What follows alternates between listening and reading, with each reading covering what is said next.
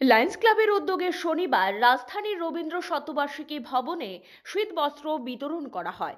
উপস্থিত ছিলেন বিধায়ক তথা আগরতলা পৌর নিগমের মেয়র দীপক মজুমদার, প্রেস ক্লাবের সভাপতি প্রণব সরকার সহ লায়ন্স ক্লাবের কর্মকর্তারা।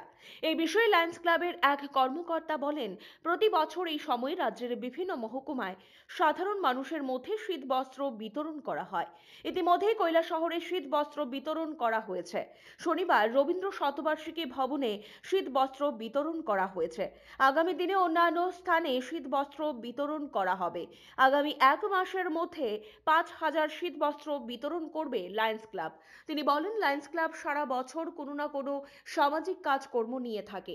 চিকিৎসার জন্য দুস্থ মানুষকে সাহায্য করা, স্বেচ্ছায় রক্তদান শিবির, স্বচ্ছ ভারত অভিযান, পড়ুয়াদের মধ্যে পঠন সামগ্রী বিতরণ, গরিব পরিবারের মেয়েদের বিয়ের জন্য আর্থিকভাবে সাহায্য করা ইত্যাদি সামাজিক কাজকর্ম সারা বছর জারি রাখা হয়। এর পাশাপাশি শারদোৎসবের সময় দুস্থদের মধ্যে বস্ত্র বিতরণ করা হয়ে থাকে। ব্যুরো রিপোর্ট, পজিটিভ বার্তা।